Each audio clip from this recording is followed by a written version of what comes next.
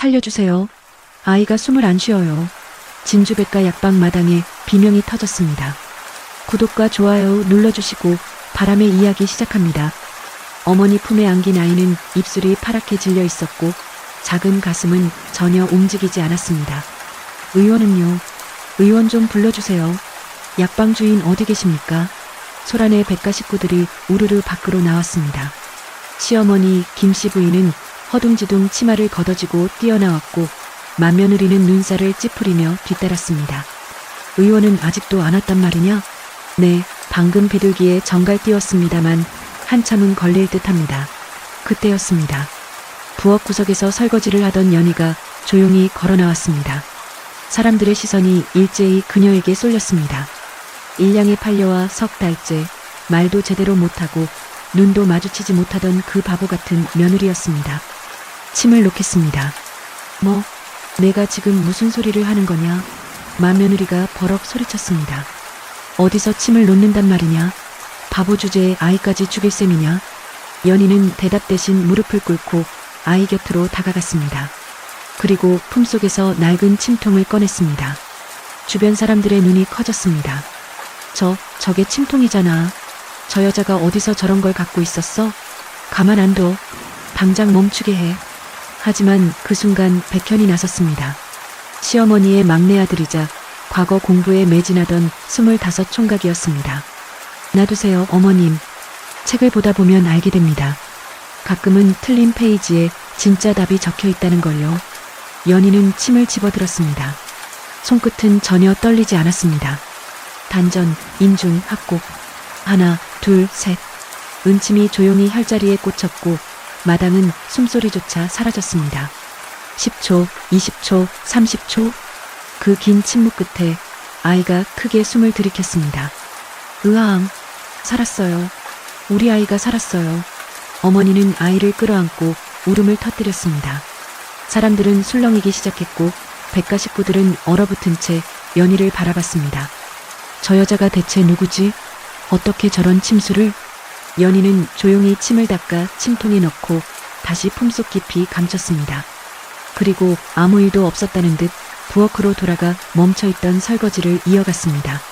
하지만 그날 이후 백가 약방엔 보이지 않는 긴장이 흐르기 시작했습니다. 백현은 연희의 뒷모습을 오래 바라봤습니다. 저 여인의 손, 저 침통, 그리고 저 침착함. 뭔가 잘못됐어. 1냥짜리 바보 며느리치곤 너무 이상해. 시어머니도 연희를 힐끗힐끗 돌아봤습니다. 내가 데려온 여자가 맞나? 대체 저 아이 속엔 뭐가 들어있는 거지? 하루 전 진주 시호장터 끝자락에 한 여인이 해묵은 집자리 위에 앉아 있었습니다. 얼굴은 먼지투성이었고 옷은 누더기처럼 해졌으며 고개는 깊이 숙인 채 누구와도 눈을 마주치지 않았습니다. 저 여자 말이 없다더라. 하도 이상해서 사겠다는 사람도 없다지. 눈빛이 기이해. 바보가 아니면 미친년이야. 사람들은 수군거리며 지나쳤고 연희는 움직이지 않았습니다. 그때 백가의 시어머니 김씨 부인이 장터를 지나가고 있었습니다. 집안 약방은 손님이 뜸했고 맏며느리는 맨날 아프다며 방에 누워 있었으며 막내 백현은 과거 공부에만 매달려 있었습니다. 당장 부엌일 빨래, 청소를 도맡아 할 사람이 절실했습니다. 김씨 부인은 연희 앞에 우뚝 섰습니다. 나이는 몇이냐? 연희는 대답하지 않았습니다. 말을 못하는 게냐? 여전히 침묵이었습니다. 김씨 부인은 고개를 끄덕였습니다. 그래, 입이라도 무거우면 됐다. 쓸데없는 말 안 하면 그만이지. 일량이면 되겠느냐? 연희는 천천히 고개를 끄덕였습니다. 그렇게 연희는 일량에 팔려 백가에 들어왔습니다. 집에 도착한 첫날부터 식구들의 시선은 차갑기만 했습니다. 맏며느리가 코웃음을 쳤습니다. 어머님, 우리가 거지도 아니고 어디서 저런 여자를 데려오셨어요? 말도 못하는 며느리라니 집안 망신입니다. 김씨 부인은 단호하게 말했습니다. 일이나 시키려는 거다. 말 많은 며느리보단 낫지 않겠느냐. 연희는 부엌 구석 작은 방에 짐을 풀었습니다. 낡은 보따리 안엔 해진 옷가지 몇 벌과 작은 비단 주머니 하나뿐이었습니다. 그 주머니 속엔 낡은 침통과 너덜너덜해진 약초책 조각 몇 장이 들어있었습니다. 연희는 촛불을 켜고 조용히 약초책을 펼쳤습니다. 아버지의 필체가 선명했습니다. 당기는 혀를 부하되 과하면 열을 낸다. 인삼은 기를 도두되 음어에는 쓰지 말라. 연희는 손끝으로 글자를 쓰다듬었습니다. 아버지, 저 아직 여기 있습니다. 언젠가 다시 누군가를 살릴 수 있을까요? 그날 밤 연희는 침통을 꺼내 하나하나 침을 닦았습니다. 은빛 침들은 달빛 아래서 조용히 빛났습니다. 이건 아버지가 마지막으로 쥐어주신 것. 역적의 딸로 쫓기던 그날 유모가 품속에 넣어준 유일한 유산이었습니다. 다음 날 아침 연희는 부엌에서 불을 지폈습니다. 연기가 자욱했고 솥은 좀처럼 끓지 않았습니다. 맏며느리가 지나가며 비웃었습니다. 봐요, 저것도 제대로 못하네요. 바보가 확실해요. 연희는 아무 말 없이 고개를 숙였습니다. 하지만 그녀의 손은 정확히 약재를 다듬고 있었습니다. 당귀뿌리는 잔털을 제거하고 감초는 얇게 썰며 백출은 겉껍질만 벗겨냈습니다. 누구도 눈치채지 못했지만 연희는 이미 모든 약재의 성질을 꿰뚫고 있었습니다. 며칠 뒤 김씨 부인이 연희에게 약탕 끓이는 일을 맡겼습니다. 이건 단골 손님께 갈 약이다. 똑바로 끓이지 못하면 가만 안 둔다. 연희는 고개를 끄덕이고 약재를 받아들었습니다. 하지만 일부러 순서를 바꾸고 물의 양도 어중간하게 맞췄습니다. 맏며느리가 이를 보고 킥킥거렸습니다. 봐요, 저런 것도 제대로 못해요. 약 망쳐놓고 또 바보처럼 웃겠죠. 하지만 연희가 끓인 약은 색이 맑았고 향이 깊었습니다. 이틀 후 그 단골 손님이 찾아와 말했습니다. 그날 준 약이 도대체 뭐였소? 며칠 앓던 열이 싹 내려갔소. 잠도 편히 잤고 속도 한결 나아졌소. 김씨 부인은 얼떨떨했습니다. 그 약은 연희가 처음 끓인 거였고 아무도 기대하지 않았던 결과였습니다. 그 약 말이요? 좀 다르게 끓였지요. 맏며느리는 기분 나쁘게 중얼거렸습니다. 그야 약재가 좋았던 거죠. 바보가 운이 좋았을 뿐입니다. 김씨 부인은 연희를 흘끗 보았습니다. 연희는 여전히 바닥을 쓸고 있었지만 그 표정엔 묘한 단단함이 있었습니다. 며칠 뒤 백현은 방 안에서 한약서를 펼쳐놓고 끙끙대고 있었습니다. 약재 조합이 맞지 않았고 해석도 제대로 되지 않았습니다. 어디서부터 잘못된 거지? 이 문장이 핵심인데 도무지 풀리지가 않아. 그때 연희가 조심스럽게 방문을 열고 찻잔을 들고 들어왔습니다. 백현은 무심코 고맙다고 말하며 책을 보고 있었는데 연희가 나가려다 잠시 멈춰 섰습니다. 그리고 책상 위 한약서의 한 귀퉁이를 손끝으로 가볍게 짚었습니다. 딱 한 줄 그 구절을 스치듯 만진 뒤 아무 말 없이 방을 나갔습니다. 백현은 얼떨결에 연희가 짚은 문장을 다시 읽었습니다. 이거였어. 내가 방향을 완전히 잘못 잡았던 거야. 약재 조합이 한 번에 풀렸습니다. 백현은 멍하니 문을 바라봤습니다. 저 여자 말도 못한다고 했는데 어떻게 저 구절을 알았지? 그날 밤 백현은 연희의 방 앞을 조용히 지나가다 희미한 불빛이 새어나오는 걸 봤습니다. 문틈으로 살짝 들여다보니 연희는 무언가를 필사하고 있었습니다. 촛불 아래 그녀의 손은 빠르고 정확하게 움직였습니다. 저건 한약 조합식? 백현은 숨을 죽이고 지켜봤습니다. 연희는 약초 그림을 보며 한자 한자 또박또박 옮겨 적었습니다. 그 솜씨는 서툰 사람의 것이 아니었습니다. 오히려 수천 번 연습한 사람, 누군가에게 배운 사람의 손길이었습니다. 백현은 조용히 자리를 떴습니다. 그날 밤 그는 잠을 이루지 못했습니다. 저 여인은 대체 누구인가? 정말 우리 집에 바보 며느리로 온 게 맞나? 다음 날 아침 백현은 일부러 책을 펼쳐놓고 방을 나갔습니다. 조금 후 연희가 방 청소를 하러 들어왔습니다. 그녀는 책상 위 어지럽게 놓인 약초 그림과 글귀를 천천히 살폈습니다. 잠시 망설이더니 책 속 메모 하나를 정확한 위치로 옮겨 놓았습니다. 백현은 문 밖에서 모든 걸 지켜보고 있었습니다. 그 눈빛, 책장을 넘기는 손길, 평범한 바보가 아니야. 그리고 그 침술, 저건 그냥 배운 솜씨가 절대 아니야. 그날 저녁 백현은 마루에 홀로 앉아 생각에 잠겼습니다. 마당 아이를 살렸던 그 순간 연희의 손은 전혀 떨리지 않았습니다. 침을 꽂는 위치도 깊이도 순서도 완벽했습니다. 저건 운이 아니야. 저건 수십 년 내공이야. 백현은 결심했습니다. 조금씩 천천히 연희를 시험해 보기로. 며칠 뒤 백현은 연희를 불렀습니다. 연희, 이 약재 좀 봐줄 수 있겠소? 무슨 문제인지 모르겠어서 말이오. 연희는 망설였지만 천천히 다가왔습니다. 약초 다발을 내려다보더니 손끝으로 방향을 살짝 돌렸습니다. 여기부터 오른쪽입니다. 백현의 눈이 커졌습니다. 지금 말을? 당신 말을 할 수 있었소? 연희는 깜짝 놀라 손을 거두며 고개를 숙였습니다. 죄송합니다. 제가 말씀드리지 못했습니다. 백현은 한참 동안 말이 없었습니다. 그리고 조용히 물었습니다. 무슨 사연이 있소? 연희는 입술을 깨물었습니다. 말하고 싶었습니다. 하지만 자신의 정체가 드러나는 순간 이 집도 위험해질 수 있었습니다. 죄송하지만 아직은 말씀드릴 수 없습니다. 백현은 고개를 끄덕였습니다. 알겠소. 하지만 언젠가는 말해줘야 할 거요. 그날까지 기다리겠소. 연희는 처음으로 백현을 똑바로 바라봤습니다. 그 눈빛엔 감사와 미안함이 동시에 담겨 있었습니다. 감사합니다, 도련님. 백현은 미소 지었습니다. 이제 도련님은 아니오. 서방님이라 불러주시오. 우린 부부 아니오?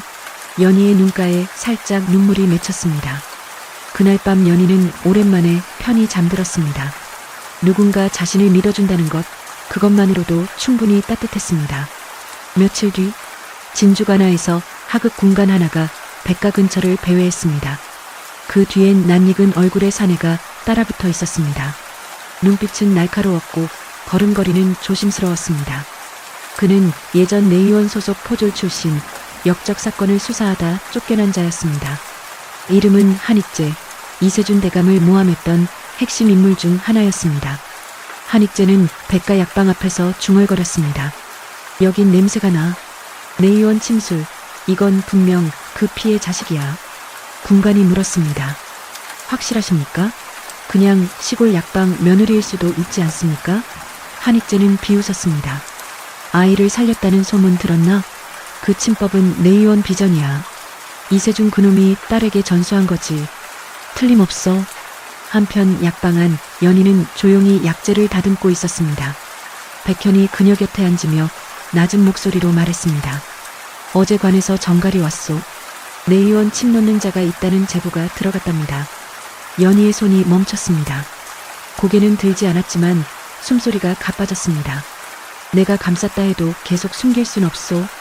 이젠 말해줘야 하지 않겠소? 연희는 천천히 침통을 꺼내 백현 앞에 올려놓았습니다. 이건 제 조부의 것입니다. 내의원 침이었고 저는 그분의 수제자였습니다. 하지만 몇 해 전 아버지가 억울하게 역적 누명을 쓰고 가족 모두 처형당했지요. 저는 유모의 손에 가까스로 살아남았습니다. 말하지 못한 건 제 정체가 드러나면 이 집까지 위험해질까봐 그랬습니다. 백현의 얼굴이 굳었습니다. 당신 아버지가 혹시 이세준 대감이요? 연희는 고개를 끄덕였습니다. 네, 이판서 이세준의 막내딸 연희입니다. 백현은 한참 침묵했습니다.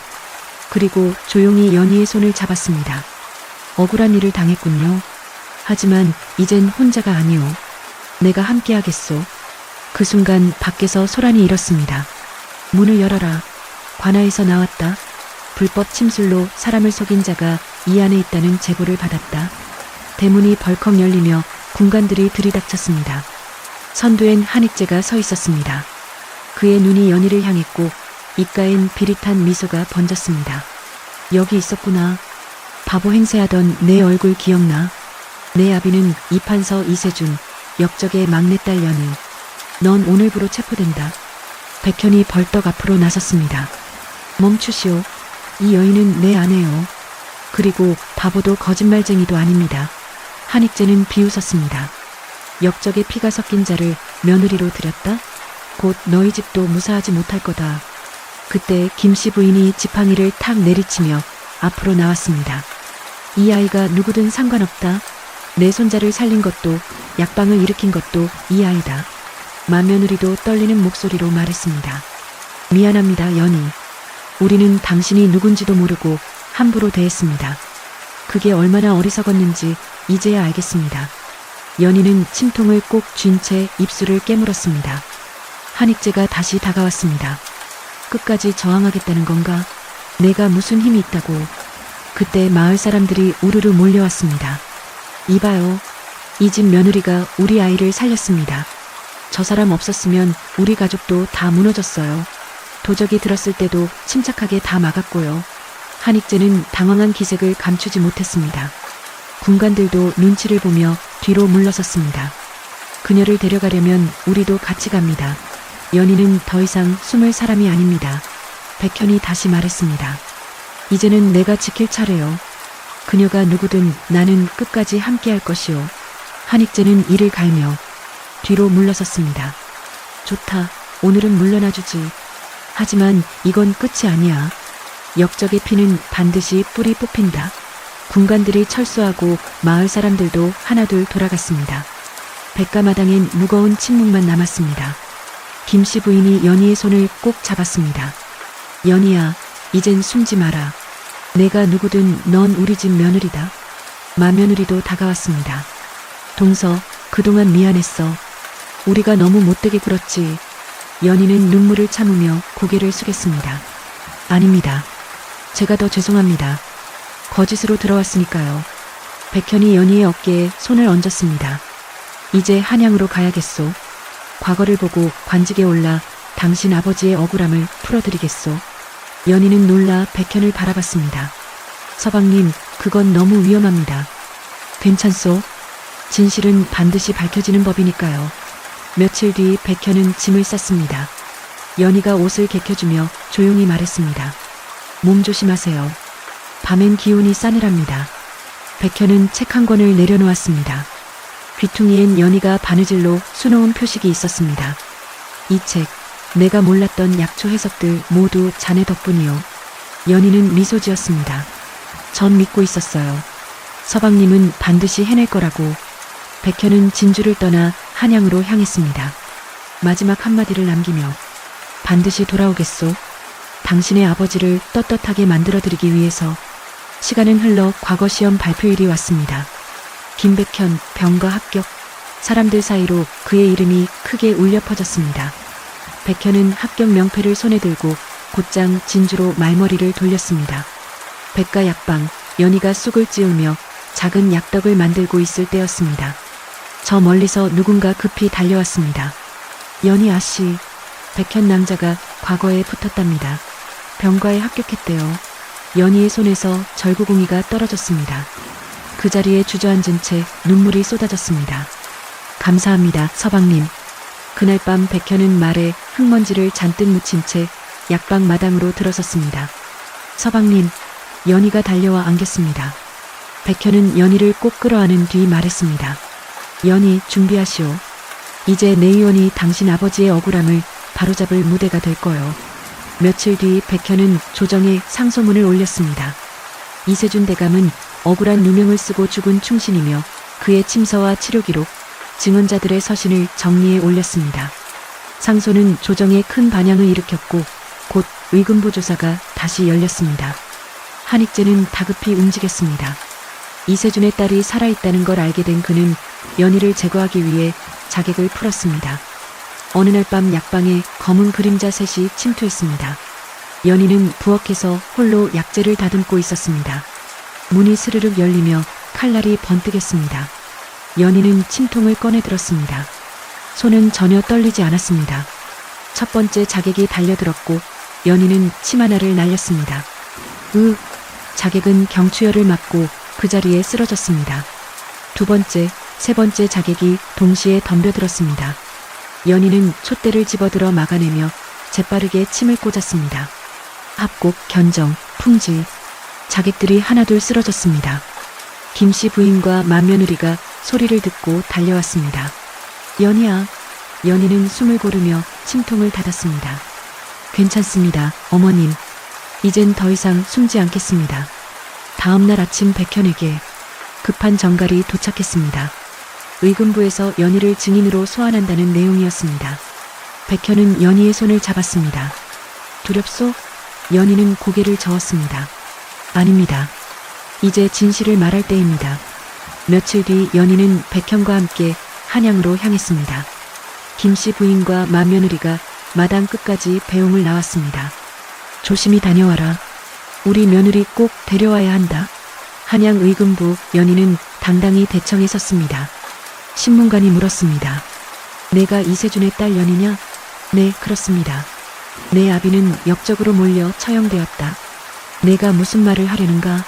연희는 침통을 꺼내 들었습니다. 아버지는 역적이 아니었습니다. 내의원 최고의 침이었고 수많은 백성을 살린 의원이었습니다. 이 침통과 치료 기록이 그 증거입니다. 한익재가 옆에서 비웃었습니다. 역적의 딸이 무슨 헛소리를 하는가? 그때 백현이 문서 한 뭉치를 내밀었습니다. 이것은 당시 내의원에 있던 의관들의 증언입니다. 이세준 대감이 영모와 무관했다는 내용입니다. 또한 한익재가 허위 고변을 했다는 증거도 있습니다. 한익재의 얼굴이 창백해졌습니다. 그건 조작이다. 조작이라고. 신문관이 서류를 검토했습니다. 이 증거들이 사실이라면 이세준 대감은 무죄요. 한익재, 너는 무고죄로 다스려야 하겠구나. 한익재는 벌떡 일어나 도망치려 했지만 금군들에게 붙잡혔습니다. 나라니까?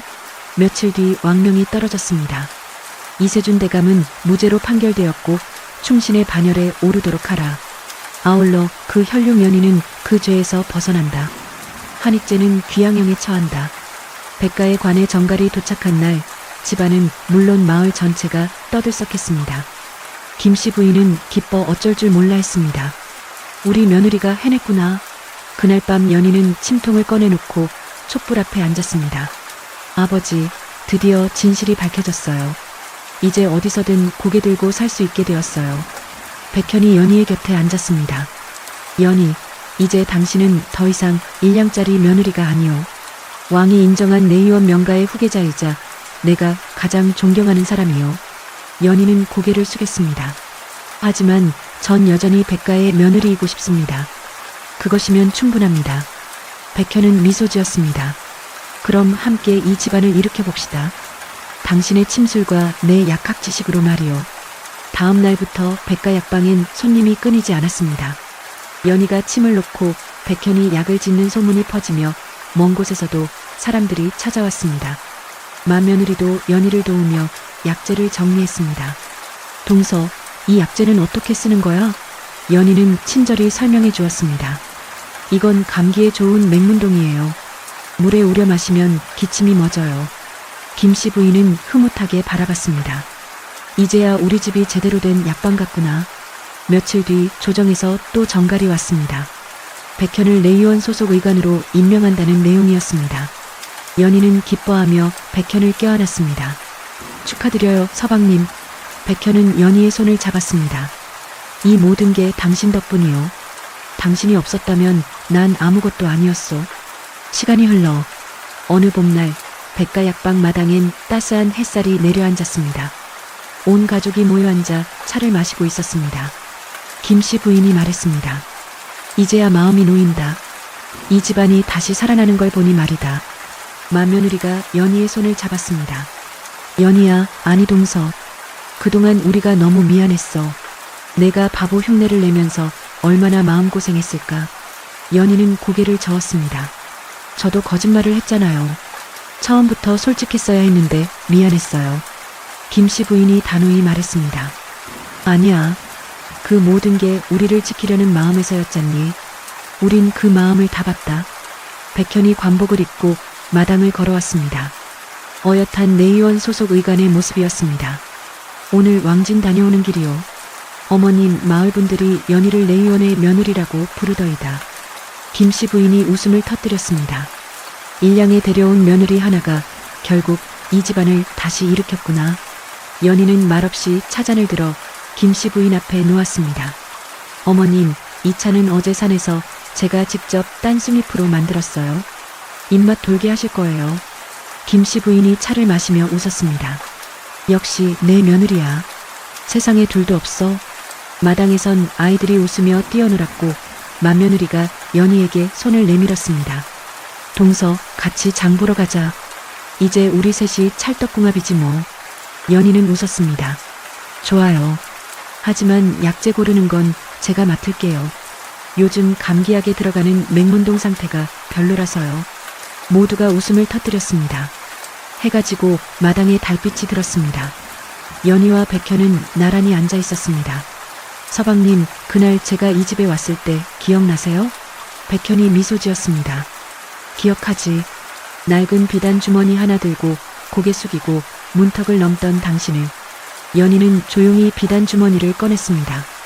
이젠 오래되어 빛이 바랬지만 그 속엔 변하지 않는 마음이 담겨 있었습니다. 이 주머니 덕분에 버틸 수 있었어요.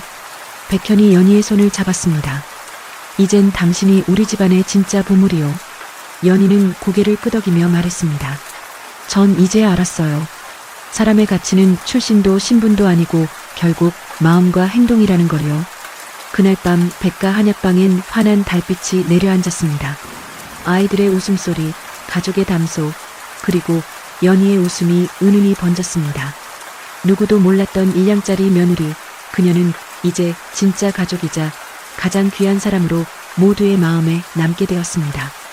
몇 달 뒤 백가 약방은 진주에서 가장 유명한 약방이 되었습니다.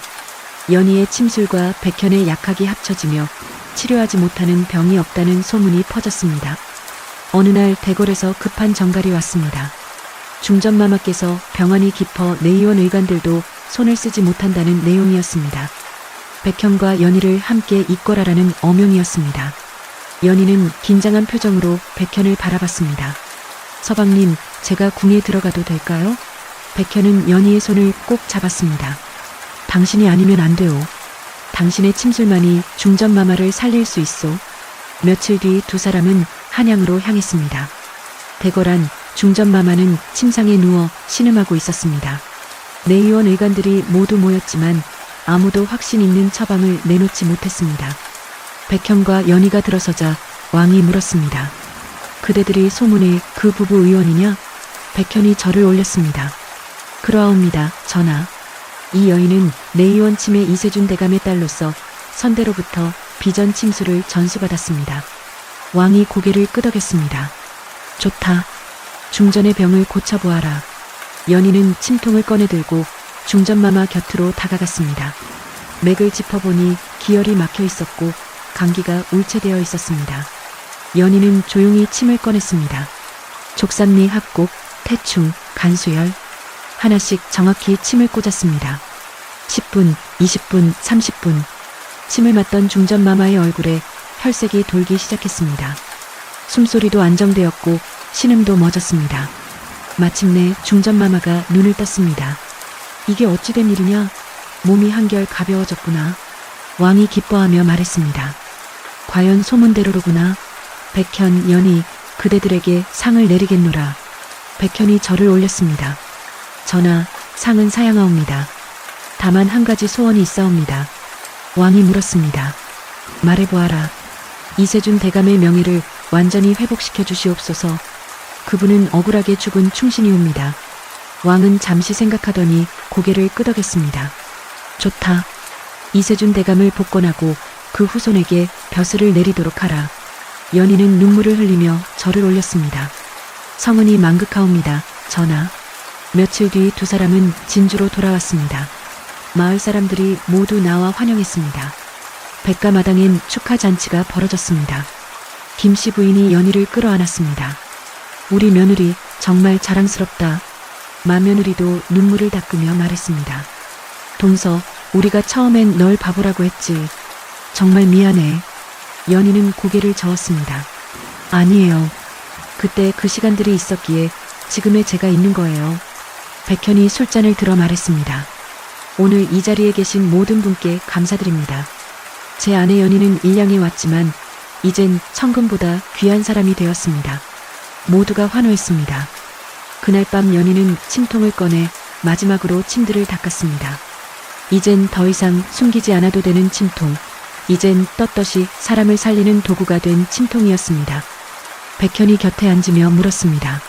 무슨 생각을 하고 있소? 연희는 미소 지었습니다. 이 집에 처음 왔을 때가 생각나요. 모두가 저를 바보라고 했지만 이젠 가족이 되었어요. 백현이 연희의 어깨를 감쌌습니다.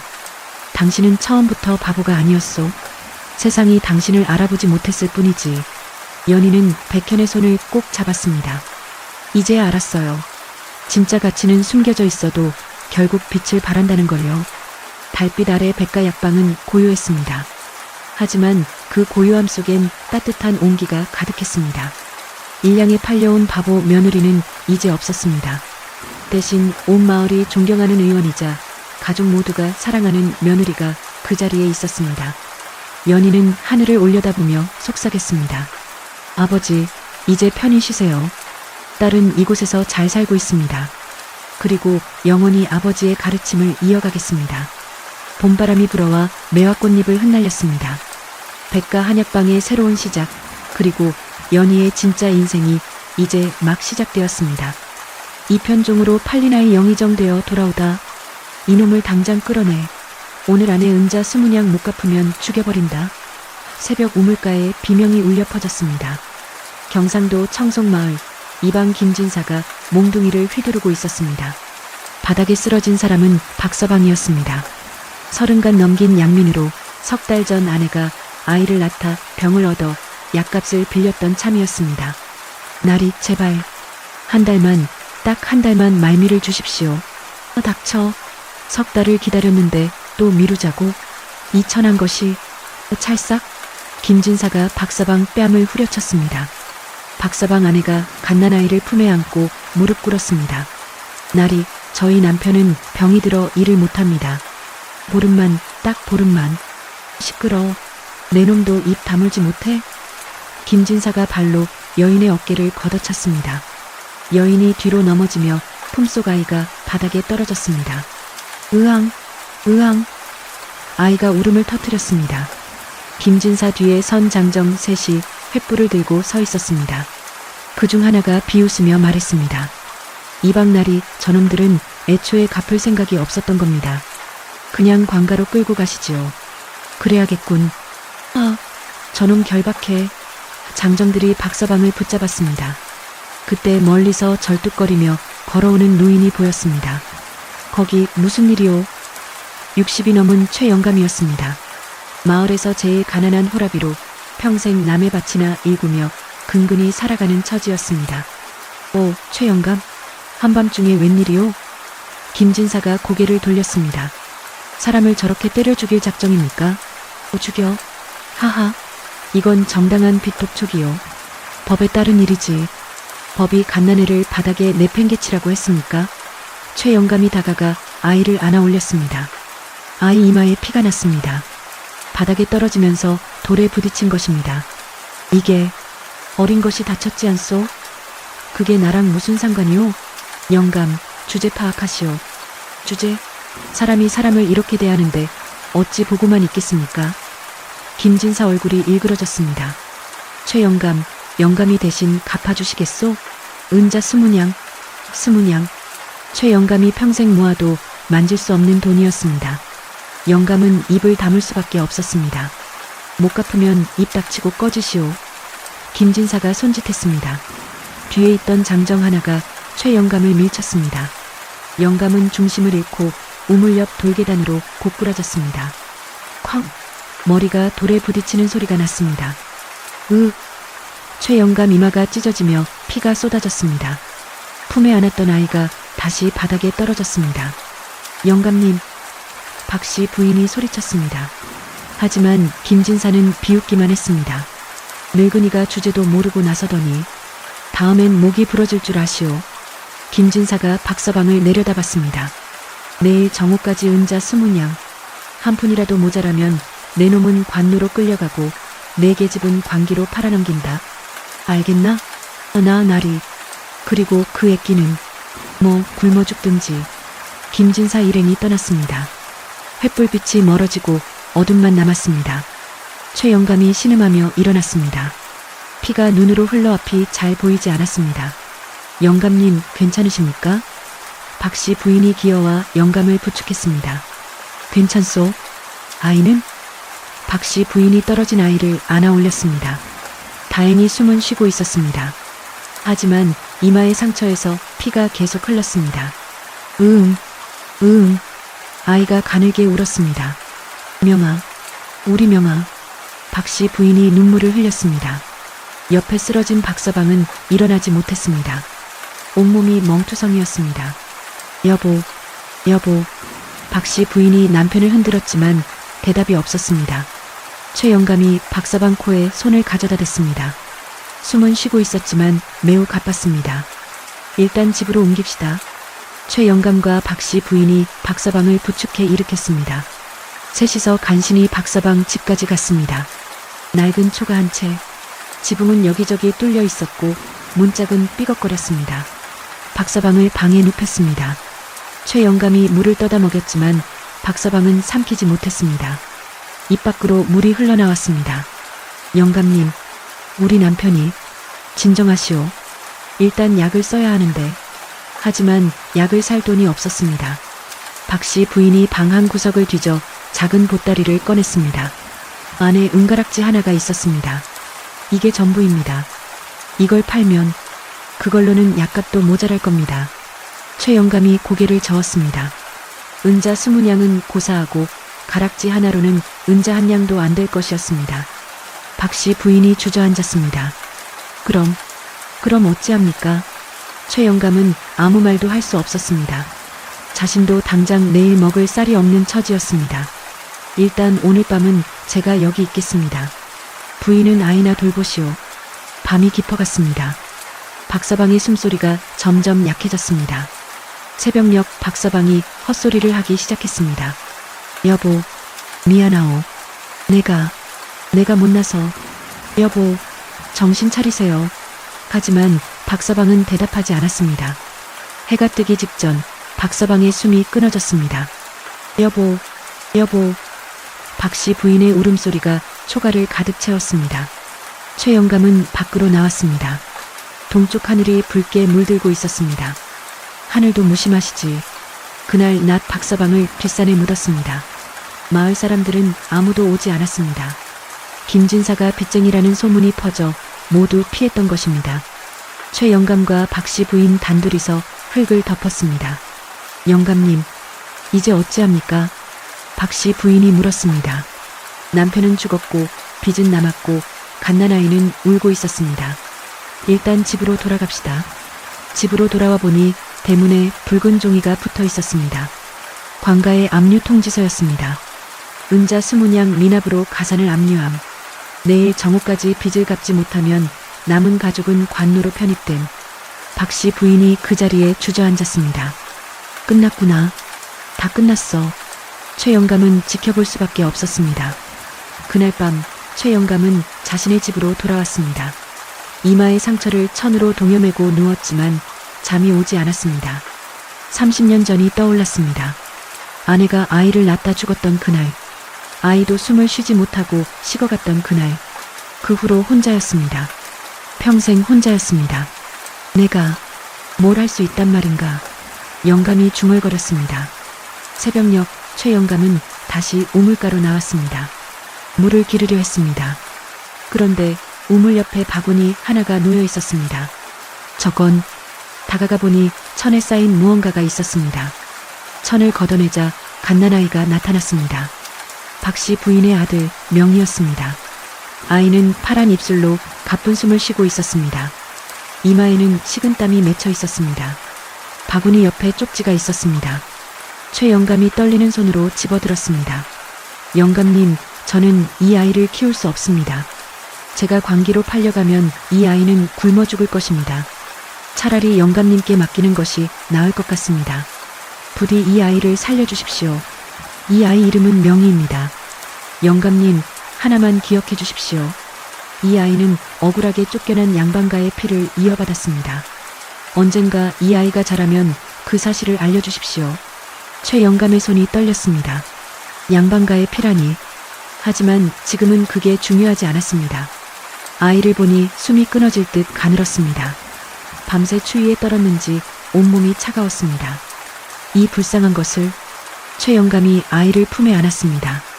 그때 뒤에서 목소리가 들렸습니다. 거기 누구요? 돌아보니 김진사 부하 장정 둘이 걸어오고 있었습니다. 최 영감, 새벽부터 뭐 하시오? 아, 물 좀 기르려고. 뭘 안고 계시오? 장정 하나가 다가왔습니다. 최 영감이 황급히 뒤로 물러섰습니다. 이건 그냥 어디 봅시다. 장정이 천을 확 걷었습니다. 아이가 드러났습니다. 이거 박씨 부인네 애 아니오? 저는 그냥 주워. 영감이 훔쳐간 거 아니오? 아닙니다. 제가 왜 아이를 훔쳐갑니까? 그럼 왜 새벽에 아이를 안고 있어? 혹시 팔아먹으려고? 다른 장정이 비웃었습니다. 요새 인신매매꾼들이 많다던데 영감도 그 짓거리 하시오? 아닙니다. 이 아이 어미가 맡긴 겁니다. 최 영감이 쪽지를 보여주려 했습니다. 하지만 장정 하나가 아이를 낚아챘습니다. 이 아이는 우리가 데려가겠소. 안 됩니다. 돌려주시오. 최 영감이 매달렸습니다. 장정이 영감을 밀쳤습니다. 영감은 또 넘어졌습니다. 어젯밤 다친 이마가 또 터졌습니다. 영감, 괜한 짓 말고 집에나 가 계시오. 장정들이 아이를 데리고 떠났습니다. 최 영감은 땅바닥에 엎드린 채 주먹을 쥐었습니다. 피가 흙바닥에 떨어졌습니다. 명희. 해가 떠올랐습니다. 마을에 소문이 퍼졌습니다. 박씨 부인이 도망쳤대요. 빚 못 갚고 달아났다던데? 아이는 버리고 갔다지? 최 영감은 집에 돌아와 앉아 있었습니다. 아무것도 할 수 없었습니다. 사흘이 지났습니다. 최 영감은 마을을 돌아다니며 아이 소식을 물었습니다. 하지만 아무도 아는 사람이 없었습니다. 영감, 포기하시오. 그 아이는 이미. 마을 사람들이 고개를 저었습니다. 최 영감은 포기하지 않았습니다. 대구로 인근 마을로 다녔습니다. 닷새째 되던 날 한 주막에서 술꾼 하나가 말했습니다. 갓난아이, 사흘 전에 본 것 같은데 어디서 보셨소? 저 산 너머 절골 마을. 거기 과부 하나가 아이를 안고 있더군. 과부요? 그래. 남편 죽고 혼자 사는 여자인데 갑자기 아이가 생겼다더군. 최 영감이 절골 마을로 달려갔습니다. 해가 질 무렵 마을에 도착했습니다. 마을 입구에서 안악들에게 물었습니다. 혹시 과부 댁이 어디요? 저기 산 밑 초가요. 그런데 왜 찾으시오? 급한 일이 있소. 초가로 갔습니다. 낡은 집이었지만 연기가 피어오르고 있었습니다. 문을 두드렸습니다. 누구십니까? 안에서 여자 목소리가 들렸습니다. 저 최 영감이라 하오. 잠깐 뵙고 싶소.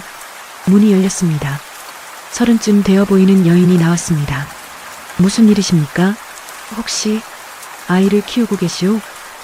여인의 얼굴이 굳었습니다. 무슨 말씀이십니까? 사흘 전에 아이를 데려오셨다던데. 누가 그런 헛소리를. 그때 안에서 아이 울음소리가 들렸습니다. 으앙. 최 영감이 안으로 들어가려 했습니다. 여인이 막아섰습니다. 들어올 수 없습니다. 그 아이를 보게 해주시오. 안 됩니다. 최 영감이 여인을 밀치고 들어갔습니다. 방 안에 갓난아이가 누워 있었습니다. 명이었습니다. 이마의 상처가 아직 아물지 않았지만 숨은 쉬고 있었습니다. 명아. 최 영감이 아이를 안아 올렸습니다. 여인이 뒤에서 소리쳤습니다. 그 아이 내려놓으세요. 이 아이는 내가 돌봐야 하오. 안 됩니다. 이 아이는 제가 은자 단양 주고 산 겁니다. 최 영감이 돌아봤습니다. 뭐라고? 김진사한테 샀다고요. 제 돈 주고 산 아이란 말입니다. 여인이 울먹였습니다. 저도 아이가 필요했어요. 남편 죽고 혼자 사는데 마을 사람들이 저를 구박했어요. 아이라도 있어야 살 수 있다고요. 최 영감은 아무 말도 할 수 없었습니다. 여인도 불쌍했습니다. 하지만 명희는 박씨 부인이 자신에게 맡긴 아이였습니다. 부인, 이 아이는 돌려줄 수 없소. 왜요? 제가 돈 주고 샀다고요. 이 아이 어미가 저에게 부탁했소. 제가 키워야 하오. 그건 제가 모르는 일이에요. 여인이 아이를 뺏으려 했습니다. 최 영감이 물러섰습니다. 부인, 진정하시오. 제가 은자 단양을 드리겠소. 지금 돈이 있으세요? 없소.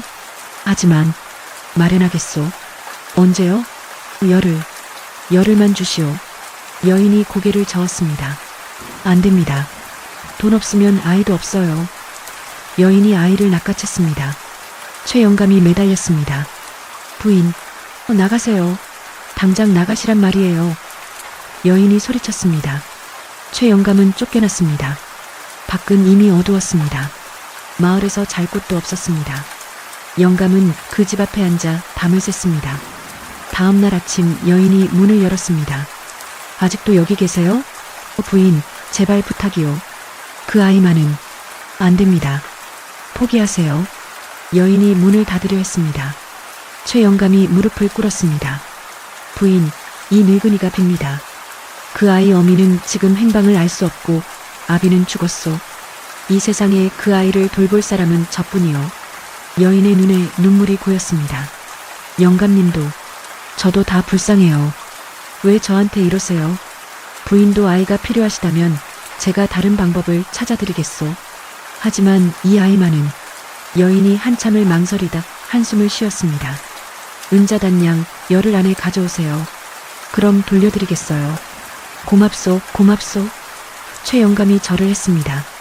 열흘, 은자단양을 마련할 시간이 생겼습니다. 최 영감은 마을로 돌아왔습니다. 집에 있는 물건을 모두 꺼냈습니다. 낡은 농기구, 솥, 이불, 팔 수 있는 건 다 팔았습니다. 하지만 모은 돈은 은자 2냥이 고작이었습니다. 이걸로는 영감이 한숨을 쉬었습니다. 닷새가 지났습니다. 영감은 품팔이를 다녔습니다. 밭을 갈고 장작을 패고 지게를 졌습니다. 하지만 60 넘은 노인을 쓰는 곳이 많지 않았습니다. 영감, 힘도 없는데 무슨 일을 시킵니까? 사람들이 고개를 저었습니다.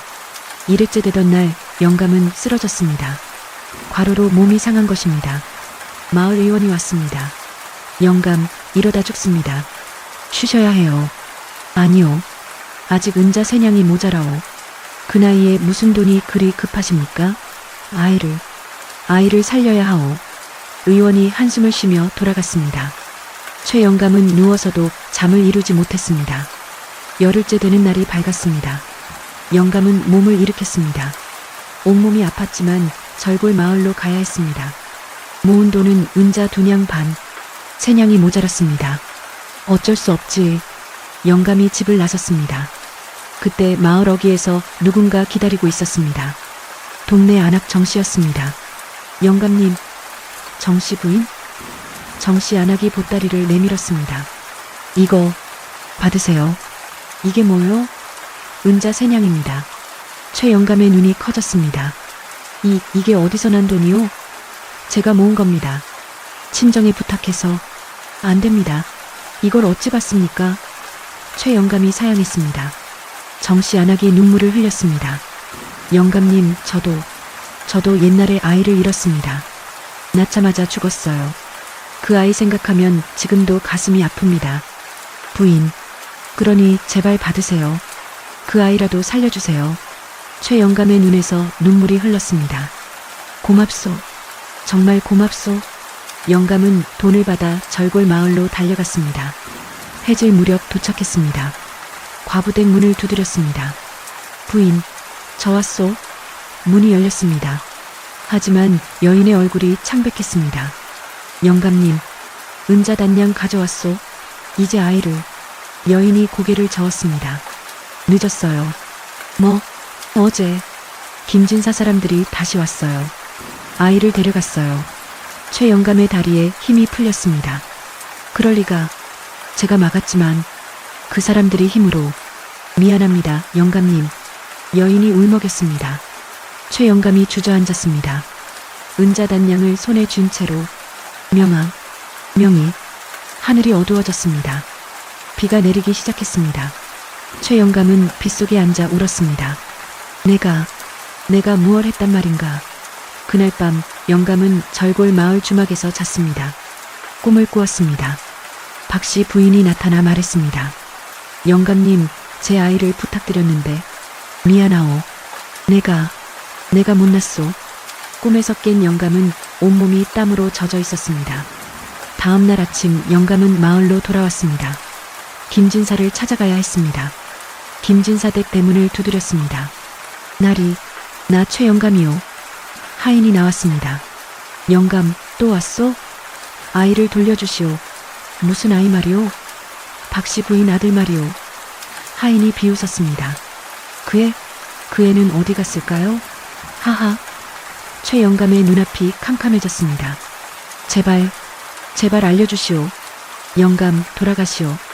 여기서 소란 피우면 곤장 맞습니다. 하인이 문을 닫으려 했습니다. 최 영감이 문을 붙잡았습니다. 제발 놓지 못해. 하인이 영감의 손을 뿌리쳤습니다. 영감은 땅에 넘어졌습니다. 문이 쾅 닫혔습니다. 최 영감은 일어나지 못했습니다. 온몸에 힘이 빠졌습니다. 명아, 미안하다. 마을 사람들이 지나가며 수군거렸습니다. 저 영감, 왜 저러는 거야? 남의 자식이래 왜 저리 목숨 거는지. 해가 중천에 떴습니다. 영감은 겨우 일어나 집으로 돌아왔습니다. 빈집, 팔아버린 가재도구들, 남은 건 멍석 하나뿐이었습니다. 영감은 멍석에 누웠습니다. 이제 끝인가? 그렇게 사흘을 굶었습니다. 움직일 힘도 없었습니다. 나흘째 되던 날 정씨 안악이 찾아왔습니다. 영감님, 영감님. 문을 열고 들어온 정씨 안악이 깜짝 놀랐습니다. 영감님, 정신 차리세요. 죽을 끓여 먹였습니다. 영감이 간신히 눈을 떴습니다. 정씨, 부인, 영감님 아이를 못 찾으셨군요. 미안하오. 아무것도 지키지 못했소. 정씨 안악이 눈물을 닦았습니다. 그때 밖에서 소리가 들렸습니다. 으앙, 으앙. 아이 울음소리. 최 영감이 벌떡 일어났습니다. 저건 문을 열고 나가보니 대문 앞에 바구니 하나가 놓여 있었습니다. 영감이 다가가 천을 걷었습니다. 갓난아이가 있었습니다. 명이었습니다. 명아. 영감이 아이를 안아 올렸습니다. 아이는 숨을 쉬고 있었지만 온몸이 차갑고 파랗게 질려 있었습니다. 바구니 옆에 쪽지가 있었습니다. 이 아이는 쓸모가 없어서 돌려보냅니다. 팔아도 값이 안 나옵니다. 최 영감의 눈에서 눈물이 흘렀습니다. 명아, 살아있구나. 영감은 아이를 품에 안고 집으로 들어갔습니다. 젖은 옷을 벗기고 마른 천으로 감쌌습니다. 불을 피워 방을 데웠습니다. 명아, 괜찮다. 이제 괜찮아. 아이가 간신히 눈을 떴습니다. 까만 눈동자가 영감을 보았습니다. 작은 소리. 최 영감이 미움을 끓여 먹였습니다. 아이는 한 모금, 두 모금 받아 삼켰습니다. 그래, 잘한다. 정씨 안악이 말했습니다. 영감님, 이 아이 이름을 바꾸시는 게 좋겠어요. 왜요? 운명이라는 이름으로는 김진사가 또 찾을 수 있어요. 새 이름을 지어주세요. 최 영감은 고개를 끄덕였습니다. 호랑이처럼 강하게 살아라. 내 이름은 호돌이다. 그날부터 최 영감은 호돌이를 키우기 시작했습니다. 마을 사람들은 수군거렸습니다. 저 영감이 미쳤나? 남의 자식을 왜 키워? 하지만 영감은 신경 쓰지 않았습니다. 호돌이가 웃는 것만으로도 행복했습니다. 5년이 흘렀습니다. 호돌이는 5살이 되었습니다. 또래보다 작았지만 눈빛만은 또렷했습니다. 최 영감은 이제 70에 가까워졌습니다. 허리도 굽고 다리도 불편했지만 호돌이를 위해 열심히 일했습니다. 밭을 일구고 품팔이를 다니고 나무를 캐서 팔았습니다. 할아버지, 제가 도와드릴까요? 호돌이가 작은 손으로 물동이를 들려 했습니다. 아니다, 호돌아. 넌 그냥 놀아라. 저도 힘이 세요. 호돌이가 웃었습니다. 그 웃음을 보면 영감은 모든 고생이 잊혔습니다. 어느 날 호돌이가 마을 우물가에서 놀고 있었습니다. 또래 아이들이 다가왔습니다. 야, 너 주운 애지? 한 아이가 물었습니다. 주웠다고? 그래. 우리 엄마가 그랬어. 넌 최 영감이 주워서 키우는 거래. 호돌이는 대답하지 않았습니다. 주운 애는 우리랑 못 놀아.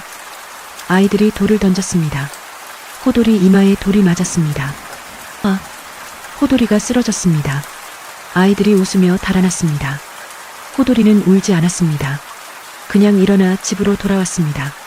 할아버지, 왜 그러니? 이마에서 피가. 최 영감이 깜짝 놀랐습니다. 괜찮아요. 그냥 넘어졌어요. 넘어졌다고? 이게. 영감은 알았습니다. 아이들이 괴롭힌 것을. 호돌아, 누가 그랬니? 아무도 안 그랬어요. 제가 넘어진 거예요. 호돌이가 웃었습니다. 하지만 눈가에 눈물이 맺혔습니다. 최 영감의 가슴이 찢어지는 것 같았습니다. 호돌아, 할아버지, 저 정말 주운 애예요? 영감은 대답하지 못했습니다. 할아버지, 호돌아, 그건 최 영감이 한숨을 쉬었습니다. 할아버지가 너를 주었다.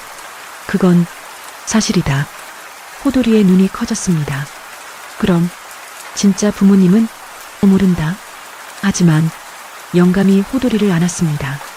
할아버지한테는 내가 진짜 손자다.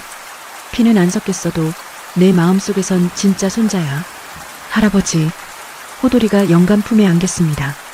그날 밤 호돌이는 혼자 생각했습니다. 나는 누구일까? 며칠 후 마을에 김진사가 나타났습니다. 수레를 끌고 와서 집집마다 돌아다녔습니다. 세금 내시오. 날이 올해는 흉년이라. 상관없소. 못 내면 땅을 빼앗겠소. 사람들이 울며 곡식을 내놓았습니다. 김진사가 최 영감 집 앞에 섰습니다. 최 영감, 세금 내시오. 날이 저는 뭐 없다고? 김진사가 집안을 들여다봤습니다. 그때 호돌이가 밖으로 나왔습니다. 김진사가 호돌이를 보았습니다. 눈이 가늘어졌습니다. 이 아이 어디서 봤는데? 최 영감이 황급히 호돌이를 뒤로 숨겼습니다. 날이 그냥 제 손자입니다. 손자? 영감한테 손자가 있었소? 김진사가 호돌이를 자세히 보았습니다. 이 아이 혹시 5년 전에 최 영감이 가로막았습니다. 날이 세금은 다음 달에 꼭 내겠습니다. 김진사가 의심스러운 눈으로 호돌이를 보다가 돌아섰습니다. 다음 달 안에 못 내면 이 집을 빼앗겠소. 김진사가 떠났습니다. 최 영감은 안도의 한숨을 쉬었습니다. 호돌아, 앞으로는 밖에 나가지 마라. 왜요, 할아버지? 김진사한테 들키면 안 돼. 절대 안 돼. 영감의 목소리가 떨렸습니다. 호돌이는 알았습니다. 김진사가 자신과 관련이 있다는 것을. 그날 밤 최 영감은 결심했습니다. 이 아이만은 제대로 키워야 한다. 그를 가르쳐야 해. 그래야 이 아이가 스스로를 지킬 수 있어. 다음 날 영감은 마을 서당에 찾아갔습니다. 훈장님, 부탁이 있습니다. 무슨 부탁이요? 제 손자를, 그를 가르쳐 주십시오. 훈장이 고개를 저었습니다. 최 영감, 속전은 있소? 없습니다. 하지만 제가 일을 해드리겠습니다. 글쎄요. 제발 부탁드립니다. 최 영감이 무릎 꿇었습니다. 훈장이 한숨을 쉬었습니다. 알겠소. 대신 서당 청소랑 나무 패는 건 영감이 하시오. 고맙습니다. 호돌이는 서당에 다니기 시작했습니다. 하지만 다른 아이들이 괴롭혔습니다. 야, 주운 애가 왜 여기 와? 북을 배워서 뭐하게? 호돌이는 참았습니다. 그냥 책을 읽었습니다. 훈장이 놀랐습니다. 호돌이는 머리가 좋구나. 한번 가르치면 다 외우는구나. 감사합니다, 훈장님. 석 달이 지나자 호돌이는 천자문을 다 뗐습니다. 1년이 지나자 사서삼경을 읽기 시작했습니다. 훈장이 최 영감에게 말했습니다. 영감, 호돌이는 신동이요. 과거를 봐도 될 정도요. 정말입니까? 그렇소. 잘 키우시오. 최 영감은 기뻤습니다. 이 아이가 이렇게 똑똑한 아이였구나. 하지만 그때 김진사가 다시 나타났습니다. 이번엔 아들 김철수와 함께였습니다. 최 영감, 세금 밀린 거 알지? 날이 조금만. 닥쳐. 이번 달 안에 못 내면 집을 빼앗는다. 김철수가 서당 쪽을 보았습니다. 아버지, 저기 애들이 공부하네요. 그래. 김진사가 서당으로 걸어갔습니다. 호돌이가 책을 읽고 있었습니다. 김진사가 호돌이를 보았습니다. 너, 최 영감 손자지? 예. 이름이 뭐냐? 호돌이입니다. 김진사의 눈이 가늘어졌습니다. 호돌이. 5년 전 그 아이 이름이 명이었는데. 김철수가 물었습니다. 아버지, 무슨 말씀이세요? 아니다. 그냥. 김진사가 호돌이를 빤히 보다가 돌아섰습니다. 최 영감은 불안했습니다. 들켰나? 며칠 후 김진사가 사람을 보내 조사했습니다. 최 영감 손자가 언제 태어났지? 한 5년쯤 됐다던데요. 어디서 데려왔냐? 주었다고 하더군요. 김진사의 얼굴이 굳어졌습니다. 그 아이가 그 아이였구나. 김철수가 물었습니다. 아버지, 무슨 아이 말씀이십니까? 5년 전에 팔려고 했던 아이 있잖니. 박씨 부인 아들. 아, 그 아이요? 그런데 왜요? 김진사가 음흉하게 웃었습니다. 그 아이, 쓸모가 있을 것 같구나. 쓸모요? 그래. 최 영감한테 빚을 더 받아낼 수 있어. 그 아이를 볼모로 잡으면 되지. 김철수도 웃었습니다. 좋은 생각이십니다. 며칠 후 김진사가 최 영감을 찾아왔습니다. 영감, 내 손자 호돌이 말이야. 예, 나리. 그 아이를 우리 집종으로 내놓으면 내 빚을 탕감해주지. 최 영감의 얼굴이 하얘졌습니다. 그게 무슨... 싫으면 내 집을 빼앗겠어. 선택해. 김진사가 비웃었습니다. 최 영감은 아무 말도 할 수 없었습니다. 집을 빼앗기면 호돌이와 함께 거리로 나앉게 됩니다. 하지만 호돌이를 종으로 보내다니. 나리, 제발 다른 걸로. 다른 건 없어. 내일까지 대답해. 김진사가 떠났습니다. 최 영감은 주저앉았습니다. 어떡하지? 어떻게? 그날 밤 최 영감은 호돌이를 보며 눈물을 흘렸습니다. 호돌이는 잠들어 있었습니다. 평화로운 얼굴이었습니다. 호돌아, 미안하다. 다음 날 아침 최 영감은 결정했습니다. 나리, 제가 대신 종이 되겠습니다. 뭐? 호돌이 대신 저를 데려가십시오. 저는 늙었지만 일은 할 수 있습니다. 김진사가 비웃었습니다. 늙은이가 무슨 쓸모야? 안 돼. 그 아이를 내놔. 나리, 싫으면 집을 빼앗는다. 최 영감은 어쩔 수 없었습니다. 알겠습니다. 하지만 한 가지만 부탁드립니다. 뭐? 호돌이를 때리지 말아주십시오. 그리고 공부는 계속하게 해주십시오. 김진사가 잠시 생각하다가 고개를 끄덕였습니다. 좋아. 공부는 시켜주지. 나중에 글 읽을 줄 아는 종이 필요하니까. 고맙습니다, 나리. 호돌이는 김진사 댁 종이 되었습니다. 5살 아이가 종이 된 것입니다. 첫날 김철수가 호돌이를 불렀습니다. 야, 호돌이. 예. 마당 쓸고 장작 패고 물 길어와. 알겠어? 예. 호돌이는 온종일 일했습니다. 작은 손으로 빗자루를 들고 무거운 물동이를 날랐습니다. 저녁이 되어 집으로 돌아왔습니다. 최 영감이 기다리고 있었습니다. 호돌아, 괜찮니? 예, 할아버지. 호돌이가 웃었습니다. 하지만 손은 피투성이었습니다. 최 영감이 호돌이 손을 잡았습니다. 호돌아, 괜찮아요, 할아버지. 저 힘세요. 호돌이는 울지 않았습니다. 영감의 눈에서 눈물이 흘렀습니다. 미안하다. 호돌아, 할아버지가 못나서. 아니에요. 할아버지 덕분에 제가 살았잖아요. 그날 밤 호돌이는 혼자 중얼거렸습니다. 김진사, 언젠가 꼭. 10년이 흘렀습니다. 호돌이는 15이 되었습니다. 키가 크고 어깨가 넓어졌습니다. 10년 동안 김진사 댁에서 종살이를 했습니다. 하지만 약속대로 공부는 계속할 수 있었습니다. 밤마다 서당에 가서 글을 배웠습니다. 훈장이 감탄했습니다. 호돌아, 너는 정말 대단하구나. 이제 과거 시험을 봐도 되겠어. 감사합니다, 훈장님. 내년 봄에 과거가 있다. 꼭 보거라. 예. 호돌이는 과거를 보고 싶었습니다. 합격하면 벼슬을 얻을 수 있습니다. 그러면 할아버지를 편하게 해드릴 수 있습니다. 그리고 김진사에게 복수할 수 있습니다. 최 영감은 이제 80이 가까워졌습니다. 거의 움직이지 못했습니다. 호돌이가 혼자 생계를 꾸렸습니다.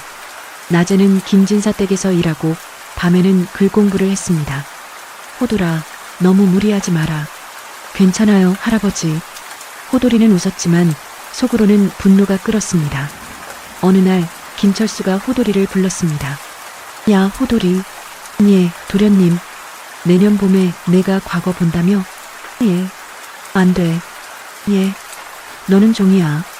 종이 과거를 보면 안 돼. 호돌이의 주먹이 떨렸습니다. 하지만 나리께서 공부는 계속하라고. 공부랑 과거랑 다르지. 과거는 못 봐. 도련님, 닥쳐. 내가 과거 보고 벼슬 얻으면 누가 우리 집이래? 김철수가 비웃었습니다. 호돌이는 아무 말도 할 수 없었습니다. 집에 돌아와 할아버지께 말했습니다. 할아버지, 김 도련님이 제가 과거 보는 걸 막았어요. 뭐라고? 최 영감이 벌떡 일어났습니다. 안 돼. 내가 과거를 봐야 해. 하지만 내가 김진사한테 말해보겠다. 다음 날 최 영감은 김진사를 찾아갔습니다. 날이 부탁이 있습니다. 뭐요? 호돌이가 과거를 보게 해주십시오. 김진사가 비웃었습니다. 안 돼요. 그 애는 우리 집 종이니까. 날이 10년 전에 약속하셨지 않습니까? 공부는 계속하게 해준다고. 공부는 시켰잖소. 하지만 과거는 다른 얘기지. 날이 최 영감이 무릎 꿇었습니다. 제발 호돌이만은. 영감 일어나시오. 안 된다니까. 김진사가 돌아섰습니다. 최 영감이 김진사 옷자락을 붙잡았습니다. 날이 제발 놓지 못해. 김진사가 최 영감을 밀쳤습니다. 영감은 넘어졌습니다. 머리가 돌계단에 부딪혔습니다. 피가 흘렀습니다. 김진사는 그냥 가버렸습니다. 하인들이 최 영감을 집으로 데려다 줬습니다. 호돌이가 깜짝 놀랐습니다. 할아버지, 괜찮다 호돌아. 하지만 괜찮지 않았습니다. 머리 상처가 깊었습니다. 의원을 불렀지만 약값이 없었습니다. 호돌아, 내 말 들어라. 할아버지, 말씀하지 마세요. 나는 이제 얼마 못 산다. 아니에요. 호돌아, 꼭 과거에 붙어라. 그리고 김진사를. 최 영감이 말을 잇지 못했습니다. 할아버지, 며칠 후 호돌이는 결심했습니다. 할아버지를 위해서라도 과거를 봐야 해.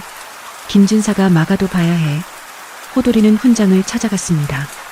훈장님, 제가 김진사 댁을 몰래 빠져나가 과거를 볼 수 있을까요? 어려울 거다. 김진사가 감시할 테니. 그래도 방법이 있을 겁니다. 훈장이 생각하다가 말했습니다. 한양까지는 보름 걸린다. 그 사이에 들키면 상관없습니다. 해야 합니다. 호돌이의 눈에 불꽃이 타올랐습니다. 훈장이 고개를 끄덕였습니다. 알겠다. 내가 도와주지. 며칠 후 호돌이는 밤에 몰래 집을 빠져나갔습니다. 한양으로 가려는 참이었습니다. 하지만 대문 앞에서 김철수가 기다리고 있었습니다. 어디 가니? 도련님, 과거 보러 가는 거지? 호돌이는 대답하지 않았습니다. 감히 내 말을 안 듣고? 김철수가 몽둥이를 들었습니다. 이 천한 놈이. 몽둥이가 호돌이 등을 내리쳤습니다. 호돌이가 쓰러졌습니다. 내가 과거 보고 벼슬 얻으면 우리 집은 어쩌려고. 김철수가 계속 때렸습니다. 호돌이는 맞으면서도 일어나려 했습니다. 저는 꼭 가야 합니다. 할아버지를 위해서라도. 김철수가 더 세게 때렸습니다. 할아버지, 그 늙은이 때문에. 그때 뒤에서 소리가 들렸습니다. 그만. 최 영감이었습니다. 영감이 비틀거리며 걸어왔습니다. 영감님, 들어가 계시지 왜 나오셨어요? 도련님, 호돌이를 보내주시오. 안 돼요. 이놈은 우리 집 종이에요. 그럼 저를 데려가시오. 최 영감이 무릎 꿇었습니다. 호돌이 대신 제가 영원히 종이 되겠습니다. 할아버지. 호돌이가 소리쳤습니다. 호돌아, 너는 과거를 봐야 해. 할아버지, 안 돼요. 도련님, 부탁입니다. 호돌이를 보내주시오. 김철수가 비웃었습니다. 늙은이가 무슨 쓸모야. 일은 할 수 있습니다. 어림없어요. 호돌이도 안 보내고 영감도 필요 없어요. 김철수가 최 영감을 밀쳤습니다. 영감은 계단에서 굴러떨어졌습니다. 할아버지. 호돌이가 달려갔습니다. 최 영감이 움직이지 않았습니다. 할아버지. 피가 흘렀습니다. 이번에는 더 많이. 의원을 불러주세요. 하지만 김철수는 그냥 가버렸습니다. 알아서 하세요. 호돌이는 할아버지를 안고 집으로 돌아왔습니다. 의원을 불렀지만 이미 늦었습니다. 이미 손을 쓸 수 없습니다. 최 영감이 간신히 눈을 떴습니다. 호돌아, 할아버지, 정신 차리세요. 미안하다. 호돌아, 내가 너를 지켜주지 못해서. 할아버지, 말씀하지 마세요. 호돌아, 너는 꼭 과거에 붙어라. 할아버지, 그리고 김진사를 반드시 최영감의 손이 힘없이 떨어졌습니다. 숨이 끊어진 것입니다. 할아버지, 할아버지. 호돌이의 울음소리가 마을을 가득 채웠습니다. 하지만 아무도 나오지 않았습니다. 모두 김진사가 무서워 숨었습니다. 다음 날 호돌이는 혼자 할아버지를 묻었습니다. 뒷산 작은 언덕, 마을이 내려다 보이는 곳. 할아버지, 여기서 쉬세요. 호돌이가 흙을 덮었습니다. 눈물은 이미 마른 상태였습니다. 무덤 앞에 앉아 하늘을 보았습니다. 할아버지, 꼭 복수하겠습니다. 꼭. 사흘째 되던 날 정씨 안악이 찾아왔습니다. 호돌아, 아줌마, 이러고 있으면 안 돼. 일어나. 정씨 안악이 호돌이를 일으켰습니다. 호돌아, 살아야 한다. 그리고 복수해야지. 복수? 그래. 김진사 일가가 내 할아버지를 죽였어. 그걸 그냥 넘어갈 거니?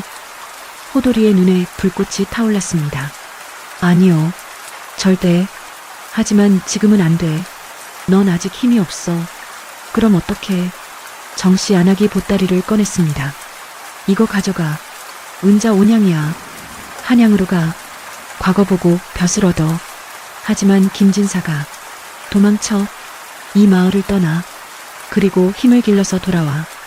호돌이가 보따리를 받았습니다. 아줌마, 고맙습니다. 고맙긴. 어서 가. 김진사가 알기 전에. 그날 밤 호돌이는 마을을 떠났습니다. 뒤돌아보니 할아버지 무덤이 보였습니다. 할아버지, 꼭 돌아올게요. 그리고 꼭 복수할게요. 호돌이는 한양으로 향했습니다. 달빛만이 길을 비췄습니다. 보름을 걸어 한양에 도착했습니다. 큰 도시였습니다. 사람도 많고 집도 많았습니다. 하지만 호돌이에겐 아는 사람이 아무도 없었습니다. 어디서 자지? 밤이 되자 거리에서 잤습니다. 추웠지만 참았습니다. 다음 날 일자리를 찾아다녔습니다. 저 일 좀 시켜주세요. 얼마나 힘이 세? 힘은 셉니다. 그래, 저기 쌀가마 들어봐. 호돌이가 쌀가마를 들었습니다. 무거웠지만 들 수 있었습니다. 오, 괜찮네. 내일부터 나와. 감사합니다. 호돌이는 쌀가게에서 일하기 시작했습니다. 하루 품삯은 푼돈 몇 립. 겨우 밥값이었습니다. 하지만 참았습니다. 밤에는 서점에 가서 책을 읽었습니다. 야, 거기 책 사지도 않고 왜 읽어? 죄송합니다. 그냥 나가. 쫓겨났습니다. 하지만 다음 날 또 갔습니다. 또 왔어? 나가라니까. 또 쫓겨났습니다. 열흘째 되던 날 서점 주인이 말했습니다. 너 정말 공부하고 싶은 거야? 예. 왜? 복수하려고요. 주인이 눈을 크게 떴습니다. 복수? 예. 제 할아버지를 죽인 자들에게 복수하려고요. 주인이 한참을 보더니 한숨을 쉬었습니다. 알았어. 밤에 와. 책 읽게 해줄게. 정말요? 대신 서점 청소해. 감사합니다. 그날부터 호돌이는 밤마다 서점에 가서 책을 읽었습니다. 사서삼경, 역사책, 병서까지. 서점 주인이 놀랐습니다. 너 머리가 정말 좋구나. 한번 읽으면 다 외우네. 감사합니다. 과거 준비하는 거야? 예. 그럼 스승이 필요한데. 주인이 생각하다가 말했습니다. 내 친구 하나가 성균관 유생이야. 소개해줄게. 정말요? 그래. 내일 데려올게. 다음 날 젊은 선비가 왔습니다. 이름은 이판서댁 서자 이석이었습니다. 25살로 과거를 준비하고 있었습니다. 내가 호돌이구나. 예. 서점 주인한테 들었어. 복수하려고 공부한다며? 예. 이유를 말해봐. 호돌이가 자신의 이야기를 했습니다. 할아버지 이야기, 김진사 이야기. 이석이 듣고 나서 고개를 끄덕였습니다. 알겠어. 내가 가르쳐줄게. 정말요? 대신 조건이 있어. 뭔데요? 나도 복수할 사람이 있어. 같이 하자. 호돌이가 눈을 크게 떴습니다. 누구한테요? 내 아버지. 이판서. 판서님이요?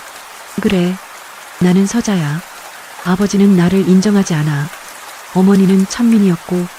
이석의 눈에 분노가 타올랐습니다. 나는 과거 급제에서 아버지보다 높은 벼슬 얻을 거야. 그리고 아버지한테 내가 누군지 보여줄 거야. 너도 과거 급제해. 그리고 김진사를 벌해. 예. 그날부터 호돌이와 이석은 함께 공부했습니다. 낮에는 일하고 밤에는 공부했습니다. 1년이 지났습니다. 호돌이는 경서를 다 떼었습니다. 이석이 놀랐습니다. 너 정말 신동이구나. 과찬이십니다. 아니야. 너는 이번 과거에 붙을 거야. 정말요? 그래. 내가 장담해. 과거 시험날이 왔습니다. 수천 명이 모였습니다. 호돌이도 그중 한 명이었습니다. 시험은 사흘 동안 계속되었습니다. 경서 시험, 시집기, 책문. 호돌이는 최선을 다했습니다. 한 달 후 결과가 나왔습니다. 장원급제 첫 번째 합격자가 호돌이였습니다. 호돌이, 내가 장원이야. 이석이 소리쳤습니다. 정말요? 그래, 축하해. 호돌이는 믿어지지 않았습니다. 자신이 장원을, 임금이 호돌이를 불렀습니다. 내가 호돌이냐? 예, 전하. 나이가 어린데 장원을 하다니. 장하구나. 황송하옵니다. 어디 출신이냐? 경상도 청송마을입니다. 임금의 얼굴이 굳어졌습니다. 청송마을? 거기 이방이 김진사 아니냐? 예, 전하. 그자가 백성을 괴롭힌다는 소문을 들었는데 사실이냐? 호돌이의 가슴이 뛰었습니다. 기회다. 전하, 김진사는 백성의 재물을 빼앗고 사람을 죽였습니다. 뭐라고? 제 할아버지도 그자 때문에 돌아가셨습니다. 그자의 아들 김철수가 직접 할아버지를 계단에서 밀어 죽였습니다. 임금이 노했습니다. 감히 그런 일이. 하지만 증거가 있느냐? 증거는 아직. 호돌이가 당황했습니다. 임금이 한숨을 쉬었습니다. 증거 없이는 벌할 수 없다. 안타깝구나. 전하, 하지만 내가 어사를 보내 조사하겠다. 그때 증거를 찾으면 벌하겠다. 감사합니다, 전하. 일주일 후 어사가 청송마을로 내려갔습니다. 김진사를 조사했습니다. 하지만 김진사는 이미 준비하고 있었습니다. 어사 또 저는 결백합니다. 빼앗은 땅 문서를 보이시오. 그런 건 없습니다. 모두 정당하게 거래한 겁니다. 김진사가 위조 문서를 내밀었습니다. 그리고 최 영감은 제 집 계단에서 스스로 넘어졌습니다. 여러 사람이 봤습니다. 김진사가 돈으로 매수한 증인들이 나타났습니다. 맞습니다. 영감님이 술에 취해 넘어졌습니다. 우리가 다 봤습니다. 어사는 증거를 찾지 못했습니다. 증거가 없구나. 김진사가 비웃었습니다. 어사가 한양으로 돌아갔습니다. 전하, 김진사의 죄를 밝힐 증거를 찾지 못했습니다. 임금이 호돌이를 불렀습니다. 호돌이, 안타깝지만 증거가 없다. 전하, 김진사를 벌할 수 없다. 호돌이는 절망했습니다. 증거가 없어서 복수를 못한다고? 그날 밤 이석이 호돌이를 찾아왔습니다. 호돌아, 포기하지 마. 하지만 증거가 없어요. 증거를 찾으면 돼. 어떻게요? 이석이 말했습니다. 암행어사가 되면 돼. 암행어사요? 그래. 암행어사는 임금 직속이야. 비밀리에 조사할 수 있어. 하지만 제가 어떻게. 내가 임금께 말씀드릴게. 내가 장원급제했으니 가능할 거야. 며칠 후 임금이 호돌이를 불렀습니다. 호돌이, 내게 특명을 내린다. 전하, 암행어사가 되어 청송마을로 가라. 김진사의 죄를 밝혀라. 호돌이의 눈이 빛났습니다. 명을 받들겠습니다, 전하. 호돌이는 마패를 받았습니다. 암행어사가 된 것입니다. 형님, 고맙습니다. 고맙긴. 이제 가서 증거를 찾아. 예, 꼭 찾겠습니다. 호돌이는 청송마을로 향했습니다. 이번에는 관복이 아니라 평민 옷을 입고 갔습니다. 아무도 몰라보게 마을에 도착했습니다. 10년 만에 보는 고향이었습니다. 할아버지 무덤이 보였습니다. 할아버지, 제가 돌아왔습니다. 이제 복수하겠습니다. 호돌이는 평민 행색으로 마을을 돌아다녔습니다. 아무도 그를 알아보지 못했습니다. 10년 만에 돌아온 호돌이는 이미 어른이 되어 있었습니다. 마을 주막에 들어갔습니다. 주인장, 막걸리 한 사발 주시오. 예, 손님. 주막에는 사람들이 모여 있었습니다. 수군거리는 소리가 들렸습니다. 요즘 김진사가 더 심해졌어. 그러게. 세금을 또 올렸다던데. 이러다 다 굶어 죽겠어. 호돌이가 귀를 기울였습니다. 저기 주인장. 김진사가 누굽니까? 아, 손님은 외지분이시군요. 이 마을 이방입니다. 이방이 뭘 잘못했습니까? 주막 주인이 목소리를 낮췄습니다. 말 조심하시오. 김진사 귀가 밝습니다. 알겠습니다. 호돌이는 며칠 동안 마을을 조사했습니다. 김진사가 빼앗은 땅, 때린 사람, 받은 뇌물 하나하나 기록했습니다. 하지만 증거가 필요했습니다. 문서, 증인. 어느 날 밤 호돌이는 김진사 댁에 몰래 들어갔습니다. 서재를 뒤졌습니다. 문서들이 가득했습니다. 이게 다 증거구나. 호돌이가 문서를 챙기려는데 뒤에서 목소리가 들렸습니다. 거기 누구냐? 김철수였습니다. 호돌이가 황급히 창문으로 뛰어내렸습니다. 도둑이다. 잡아라. 김진사 댁 하인들이 쫓아왔습니다. 호돌이는 어둠 속으로 달렸습니다. 간신히 따돌리고 숲속에 숨었습니다. 들켰다. 이제 어떡하지? 다음 날 마을에 방이 붙었습니다. 어젯밤 김진사 댁에 도둑이 들었다. 잡는 자에게 은자 10냥을 주겠다. 호돌이는 마을을 떠나야 했습니다. 하지만 증거를 못 찾았습니다. 이대로 돌아갈 순 없어. 그때 누군가 호돌이를 불렀습니다. 호돌이? 돌아보니 정씨 안악이었습니다. 아줌마, 정말 내가 돌아왔구나.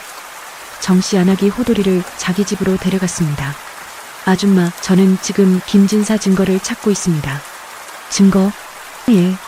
김진사를 벌하려면 증거가 필요합니다. 정씨 안악이 생각하다가 말했습니다. 혹시 박씨 부인을 찾아보는 건 어때? 박씨 부인이요? 그래, 내 친어머니 말이야. 그분이 김진사한테 당한 일을 증언하며 호돌이의 눈이 빛났습니다. 어머니가 어디 계신지 아세요? 소문으로는 전라도 쪽에 계신다던데. 전라도. 그리고 또 하나. 김진사가 뇌물 받은 장부가 있대. 장부요? 그래. 김진사 집 지하 창고에 숨겨뒀다던데. 우리 남편이 옛날에 김진사 댁에서 일할 때 봤대. 지하 창고. 호돌이는 결심했습니다. 아줌마, 어머니를 찾아야겠어요. 그리고 장부도 찾아야 합니다. 위험해. 들키면. 괜찮습니다. 저는 암행어사입니다. 뭐? 호돌이가 마패를 보여줬습니다. 정씨 안악이 눈이 커졌습니다. 내가 암행어사가. 예. 그러니 김진사를 꼭 벌할 겁니다. 호돌이는 먼저 전라도로 향했습니다. 박씨 부인을 찾아야 했습니다. 보름을 걸어 나주 근처에 도착했습니다. 마을 사람들에게 물었습니다. 혹시 청송마을에서 온 박씨 부인을 아십니까? 박씨? 글쎄요. 15년 전쯤 이곳에 오셨을 겁니다. 한 노파가 말했습니다. 아, 혹시 저 산 너머 김씨 부인 말씀이십니까? 김씨요? 본래 박씨였는데 재혼해서 김씨가 됐다던데요. 호돌이는 산 너머로 갔습니다. 작은 초가 한 채, 여인 하나가 빨래를 하고 있었습니다. 저기요. 여인이 돌아봤습니다. 50이 넘어 보였습니다. 누구십니까? 혹시 박씨 부인이십니까? 여인의 얼굴이 굳어졌습니다. 박씨라니. 전 김씨입니다. 아닙니다. 전 압니다. 부인이 옛날 청송마을에 사셨던 걸. 여인이 뒤로 물러섰습니다. 누구십니까? 저는 호돌이입니다. 여인의 얼굴이 하얘졌습니다. 호돌이. 명의. 예, 어머니. 여인이 주저앉았습니다. 미안하다. 정말 미안하다. 어머니, 괜찮습니다. 호돌이가 여인을 부축했습니다. 나는 너를 버렸어. 어떻게? 어머니도 어쩔 수 없었잖아요. 호돌이가 여인 손을 잡았습니다. 어머니, 제게 도와주실 수 있습니까? 뭐든지 하마. 김진사를 벌하려 합니다. 어머니가 증언해 주셔야 합니다. 여인이 고개를 들었습니다. 김진사, 그놈을. 예, 그놈 때문에 아버지가 죽었고 저를 키워주신 할아버지도 죽었습니다. 뭐라고? 호돌이가 모든 이야기를 했습니다. 여인이 눈물을 흘렸습니다. 그놈들 용서할 수 없어. 어머니, 함께 가주시겠습니까? 그럼 당연하지. 호돌이는 어머니와 함께 청송마을로 돌아왔습니다. 이번엔 밤에 김진사 댁에 다시 들어갔습니다. 지하 창고를 찾았습니다. 장부가 있었습니다. 뇌물 목록, 빼앗은 땅 문서, 모두 증거였습니다. 드디어 찾았다. 호돌이가 장부를 챙기는데 불이 켜졌습니다. 김진사와 김철수가 서 있었습니다. 내가 기다리고 있었지. 김진사, 내가 암행어사라는 거 이미 알고 있었어. 뭐? 마을 사람들 입이 가벼워. 벌써 소문이 다 퍼졌지. 김진사가 비웃었습니다. 그래서 일부러 널 들어오게 놔뒀어. 이제 증거인멸하면 되니까. 김철수가 횃불을 던졌습니다. 장부에 불이 붙었습니다. 안 돼. 호돌이가 불을 끄려 했지만 이미 늦었습니다. 장부가 타들어갔습니다. 하하, 이제 증거가 없지. 김진사가 웃었습니다. 호돌이는 주먹을 쥐었습니다. 이대로 끝인가? 그때 밖에서 소리가 들렸습니다. 암행어사 출도, 이석이었습니다. 그 뒤로 광군들이 몰려왔습니다. 형님, 호돌아, 괜찮니? 예, 하지만 장부가. 괜찮아. 내가 다른 증거를 가져왔어. 이석이 종이 뭉치를 내밀었습니다. 이게 뭡니까? 마을 사람들 증언서야. 내가 며칠 동안 모았어. 형님, 그리고 박씨 부인 증언도 있어. 호돌이는 감격했습니다. 김진사 얼굴이 굳어졌습니다. 이럴 수가. 김진사, 내 죄를 알겠느냐? 이석이 마패를 꺼냈습니다. 그도 암행어사였습니다. 끌어내라. 광군들이 김진사와 김철수를 붙잡았습니다. 나라. 이게 무슨 짓이냐? 나는 이방이다. 하지만 소용없었습니다. 드디어 복수의 순간이 왔습니다. 다음날 마을 광장에 사람들이 모였습니다. 호돌이가 말했습니다.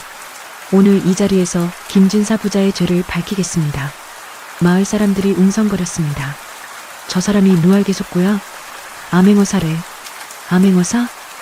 호돌이가 마패를 꺼냈습니다. 나는 임금의 명을 받은 암행어사 호돌이다. 사람들이 놀랐습니다. 호돌이? 최영감 손자? 맞아. 저 아이가 호돌이야. 호돌이가 김진사를 가리켰습니다. 김진사는 결박당한 채 무릎 꿇고 있었습니다. 김진사, 내 죄를 하나하나 밝히겠다. 나는 억울하다. 나는 아무 죄도. 닥쳐. 호돌이가 소리쳤습니다. 첫 번째 죄. 15년 전 박서방을 죽게 만들었다.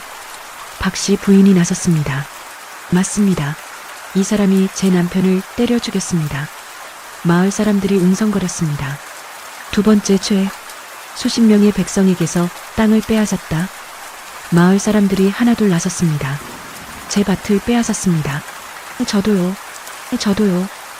김진사 얼굴이 하얘졌습니다. 세 번째 죄.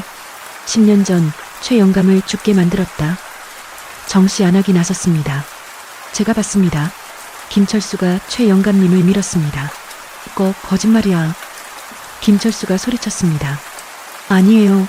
저도 봤습니다. 다른 마을 사람이 나섰습니다. 저도요. 저도 봤어요. 증인들이 쏟아졌습니다. 김진사는 아무 말도 할 수 없었습니다. 호돌이가 계속 말했습니다. 네 번째 죄. 관리들에게 뇌물을 주고 죄를 숨겼다. 이석이 문서를 내밀었습니다. 여기 증거가 있다. 김진사가 무릎 꿇었습니다. 제발 살려주십시오. 살려달라고? 호돌이가 다가갔습니다. 할아버지도 그렇게 빌었소. 하지만 당신은 죽였소. 미안하다. 미안하다고? 그 말로 할아버지가 살아 돌아오시오? 호돌이의 목소리가 떨렸습니다. 마을 사람들이 소리쳤습니다. 저놈을 벌해야 합니다. 사형이다. 죽여라. 호돌이가 손을 들어 사람들을 진정시켰습니다. 김진사, 김철수, 너희는 사형이다. 안 돼. 제발 끌어내라. 광군들이 김진사 부자를 끌고 갔습니다. 마을 광장 한가운데 사형대가 세워졌습니다. 김진사와 김철수가 무릎 꿇었습니다. 망나니가 칼을 들었습니다. 마지막으로 할 말이 있느냐? 호돌이가 물었습니다. 김진사가 고개를 들었습니다. 호돌이, 아니, 어사 또. 정말 미안하오. 내가 잘못했소. 제발, 한 번만. 늦었소. 호돌이가 고개를 저었습니다. 집행하라. 망나니가 칼을 내리쳤습니다. 김진사와 김철수의 목이 떨어졌습니다. 마을 사람들이 환호했습니다. 만세. 암행어사 만세. 호돌이 만세. 호돌이는 환호를 들으며 할아버지 무덤으로 갔습니다. 무덤 앞에 무릎 꿇었습니다. 할아버지, 복수했어요. 눈물이 흘렀습니다. 이제 편히 쉬세요. 박씨 부인이 옆에 섰습니다. 호돌아, 아니 명아, 어머니, 고생 많았구나. 모자가 서로 안았습니다. 오랜 세월의 한이 풀어지는 순간이었습니다. 며칠 후 호돌이는 어머니를 모시고 한양으로 돌아왔습니다. 큰 집을 마련했습니다. 어머니를 정성껏 모셨습니다. 호돌아, 내가 이렇게 컸다니. 어머니, 이제 편히 사세요. 고맙다 가더라. 호돌이는 임금께 복명했습니다. 전하, 김진사를 벌했습니다. 잘했다, 호돌아. 임금이 만족했습니다. 내 충성이 가상하다. 벼슬을 올려주겠다. 황송하옵니다. 호돌이는 사헌부 대사원이 되었습니다. 조정에서 5번째로 높은 자리였습니다. 이석이 축하했습니다. 축하해, 호돌아. 고맙습니다, 형님. 이제 내 복수는 끝났구나. 예. 하지만 뭐가 남았어? 호돌이가 말했습니다. 제 진짜 뿌리를 알고 싶습니다. 진짜 뿌리? 예. 어머니께서 말씀하시길 저는 억울하게 쫓겨난 양반가의 피를 이어받았다고 하셨습니다. 그래, 어느 집안인데? 그건 어머니도 자세히 모르십니다. 다만 대구 쪽 성씨 집안이라고만. 이석이 생각했습니다. 대구 성씨, 혹시 성윤 집안 아니냐? 성윤 집안이요? 그래, 그 집안이 15년 전에 망했어. 영모 누명을 쓰고. 영모 누명이요? 그래, 억울하게 죽은 거야. 호돌이의 눈이 빛났습니다. 그럼 저는 억울하게 죽은 집안의 후손이란 말입니까? 그럴 수도 있지. 확인해 봐야겠지만 호돌이는 결심했습니다. 확인해야겠습니다. 그리고 집안의 누명을 벗겨야겠습니다. 그건 쉽지 않을 거야. 영모 누명은 조정 최고 위층이 씌운 거니까. 누가 씌웠습니까? 영의정 박공이야. 호돌이의 주먹이 쥐어졌습니다. 새로운 적이 나타난 것입니다. 호돌이는 자신의 뿌리를 찾기 시작했습니다. 대구로 가서 성윤 집안을 조사했습니다. 폐가가 되어 있었습니다. 족보를 찾았습니다. 성윤의 딸, 이름 미상. 박씨에게 출가. 딸 하나를 낳았으나 생사 미상. 호돌이의 손이 떨렸습니다. 제가 성윤의 외손자. 족보를 더 뒤져보니 성윤이 영모 누명을 쓰고 죽었다는 기록이 있었습니다. 누명을 씌운 자 영의정 박공 호돌이는 한양으로 돌아왔습니다. 이석에게 말했습니다. 형님, 확인했습니다. 저는 성윤의 외손자입니다. 정말? 예. 그리고 영의정 박공이 누명을 씌웠습니다. 역시 그 노인네가. 이석이 한숨을 쉬었습니다. 호돌아, 영의정을 건드리는 건 위험해. 알고 있습니다. 하지만 해야 합니다. 어떻게? 증거를 찾겠습니다. 호돌이는 몇 달 동안 조사했습니다. 영의정 박공의 과거 기록, 성윤 집안 사건 기록. 드디어 증거를 찾았습니다. 박공이 성윤 집안의 재산을 노리고 영모 누명을 씌웠다는 증거였습니다. 이제 끝장을 보겠어. 하지만 문제가 있었습니다. 박공의 권력이 너무 셌습니다. 아무도 그를 건드릴 수 없었습니다. 어느 날 조정에 큰 사건이 터졌습니다. 영모다. 영모. 누군가 또 영모를 꾸몄다는 소식이었습니다. 임금이 조사를 명했습니다. 호돌이, 내가 조사하라. 예, 전하. 호돌이가 조사했습니다. 증거를 모았습니다. 놀랍게도 영모 주동자는 박공의 아들이었습니다. 이건 기회다. 호돌이는 박공 아들을 조사하면서 박공의 과거 죄도 함께 조사했습니다. 한 달 후 호돌이는 모든 증거를 모았습니다. 조정에 나타났습니다. 전하, 영모 주동자를 밝혀냈습니다. 누구냐? 박공의 아들입니다. 조정이 발칵 뒤집혔습니다. 박공이 벌떡 일어났습니다. 말도 안 되는 소리. 내 아들이 왜 영모를? 증거가 있습니다. 호돌이가 문서를 내밀었습니다. 임금이 문서를 보았습니다. 얼굴이 굳어졌습니다. 박공, 이게 사실이냐? 전하, 그건 박공이 당황했습니다. 그때 박공이 역공을 시작했습니다. 전하, 호돌이가 거짓 증거를 만들었습니다. 뭐라고? 호돌이는 역적 성윤의 외손자입니다. 그가 복수하려고 저를 모함하는 겁니다. 조정이 또 뒤집혔습니다. 호돌이가 역적의 후손이었어? 그럼 호돌이도 역적 아냐? 호돌이는 당황하지 않았습니다. 오히려 웃었습니다. 맞습니다.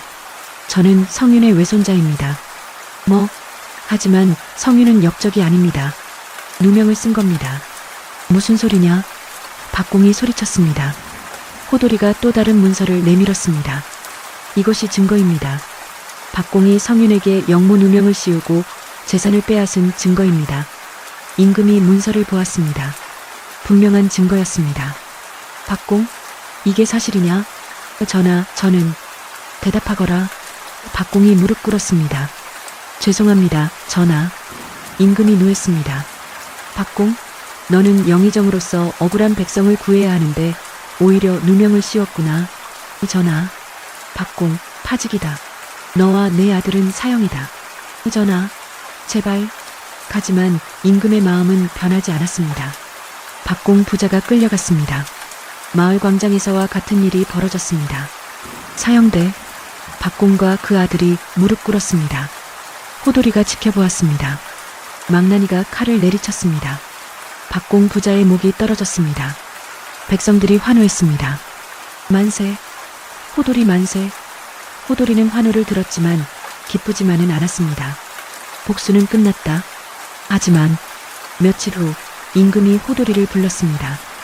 호돌이, 내 외할아버지 성윤의 누명을 벗겨주겠다. 감사합니다, 전하. 그리고 내게 영의정 자리를 주겠다. 전하. 호돌이가 무릎 꿇었습니다. 황송하옵니다. 호돌이는 영의정이 되었습니다. 조선 최고 벼슬이었습니다. 21살의 나이에 영의정이 된 것은 역사상 처음이었습니다. 마을 사람들이 축하하러 왔습니다. 호돌이가 영의정이 됐대. 우리 마을에서 정씨 안악도 한양으로 올라왔습니다. 호돌아, 축하한다. 아줌마 고맙습니다. 아줌마 덕분입니다. 무슨 소리야? 내 실력이지. 호돌이는 어머니께 인사했습니다. 어머니, 제가 영의정이 됐습니다. 잘했다, 아들아. 이제 편히 사실 수 있어요. 그리고 외할아버지 명예도 회복했습니다.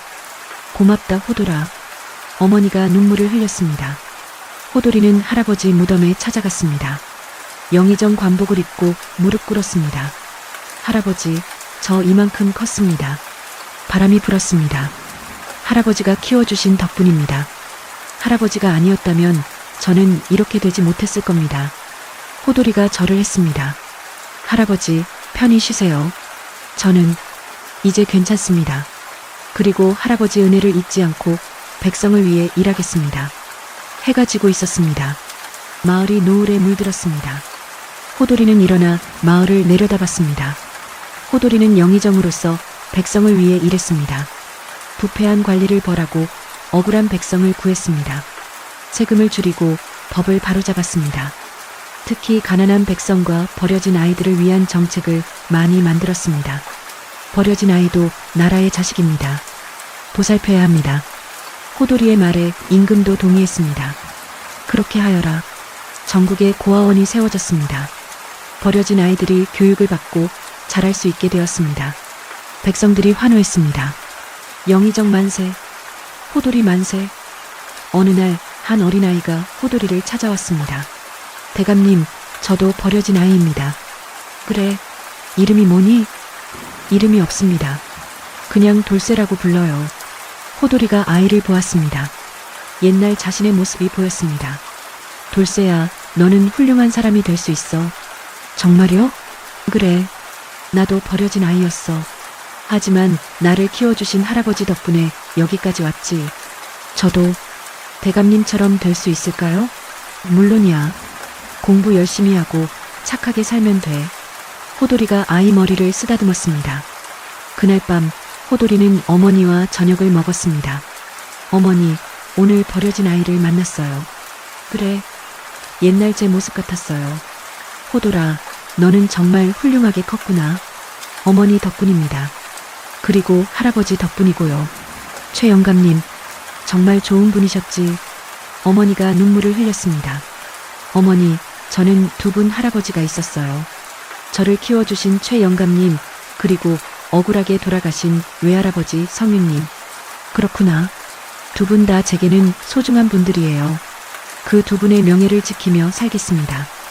호돌이는 평생 백성을 위해 일했습니다. 역사에 이름을 남겼습니다. 조선 최고의 명재상 호돌이. 버려진 아이에서 영의정까지 오른 인물. 백성을 사랑하고 정의를 실현했다. 그렇게 호돌이 이야기는 끝이 났습니다. 하지만 그의 정신은 영원히 남았습니다. 버려진 아이도 노력하면 최고가 될 수 있다는 것. 복수는 정의로 해야 한다는 것. 그리고 가장 중요한 것. 피보다 사랑이 더 중요하다는 것.